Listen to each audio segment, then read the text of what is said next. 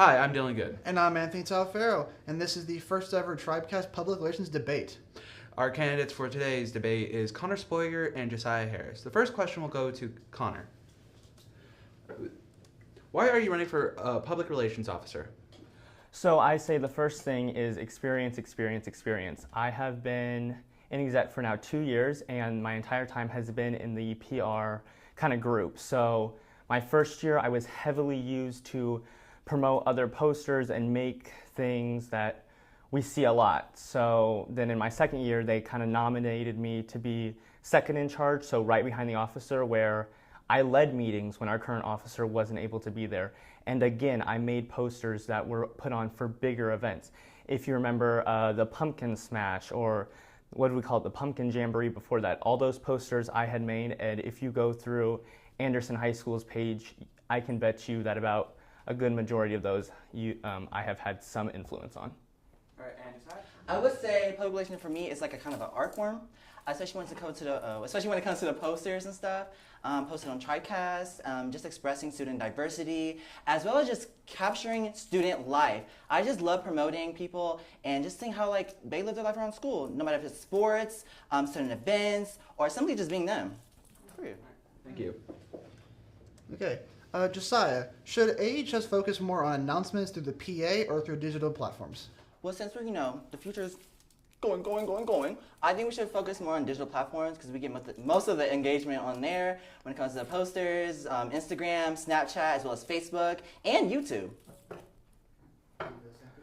I agree with my opponent on this wholeheartedly. We are moving away into a digital space. With that, I think we need to promote more on those digital spaces, and we just need to make more accounts so we get those. Let's make this a bigger, broader thing so people can't say, oh, I didn't know about that event. Well, it's here, here, here, and here.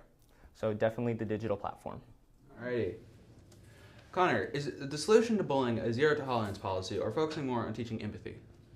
Ooh, that's a tough one. So I think on this question, it would be both. We need to have a zero tolerance on bullying, but we also need to teach empathy. We don't know where these people are coming from. There is always a reason for someone to commit something else. So we need to look at that. Let's look at people with empathy, because if we're going to treat bullies with harsh punishments, we don't know what their home life is. We don't know what situations they go in through every single day. So I think it's both. Thank you. I would have to agree as well. I think both. You never know what people are going through, what the situation may be, or they're upcoming. So we should kind of, be open-minded with these situations. All right, thank you. Jesiah, should technology be fully integrated into the classroom or removed entirely or distractions into the classroom?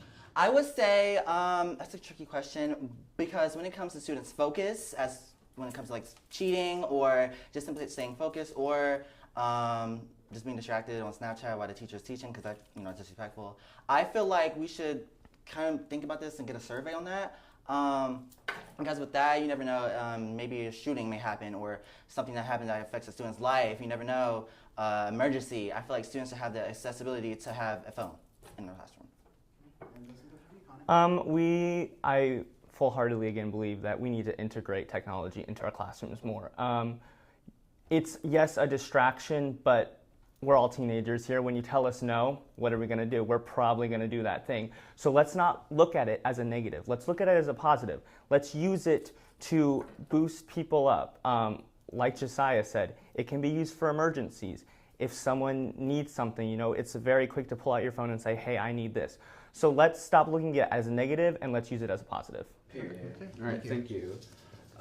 Connor, should AHS invest in more security cameras and resource officers, or AHS should invest in mental health and de-escalation training? That's, once again, a very good question. I'm going to go 50-50 on this one. I think there's good answers to both of these. And within this school, though, I'm going to hit a point on that de-escalation training. I was a part of Minority Health Coalition's each year each break, they put on spring break and fall break academies. And I saw firsthand what de-escalation is. These children, and if we apply it to high schoolers, they are humans. They're gonna have a rough day. So we should not be putting huge restrictions on them, but let's focus on that de-escalation. I would have to agree as well. I kind of feel like the de-escalation kind of results, or mental health results in a de-escalation. So regardless, like you're gonna have to get a problem solved for either one of those. Jesiah, should AHS focus on funding to improve the infrastructure of the school or basic facilities that AHS offers? I would say both.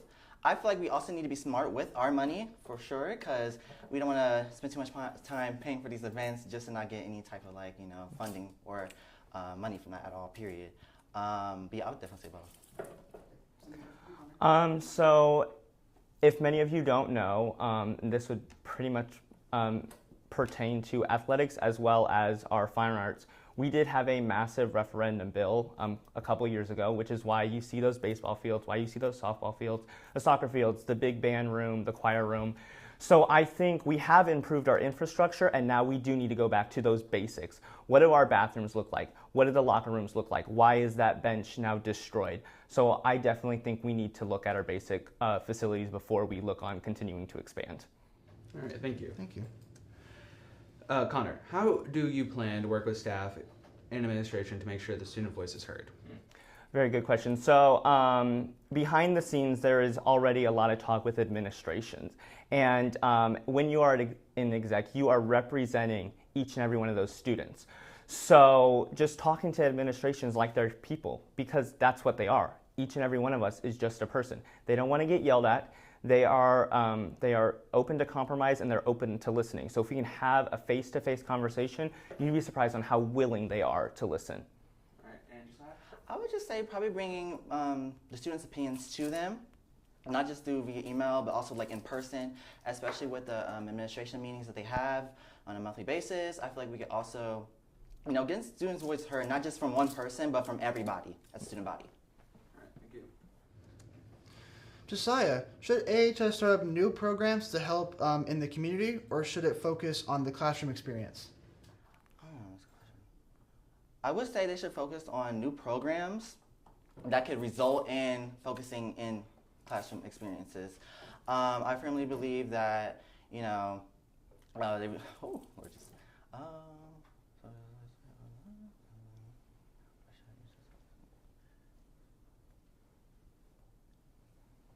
we take one pause?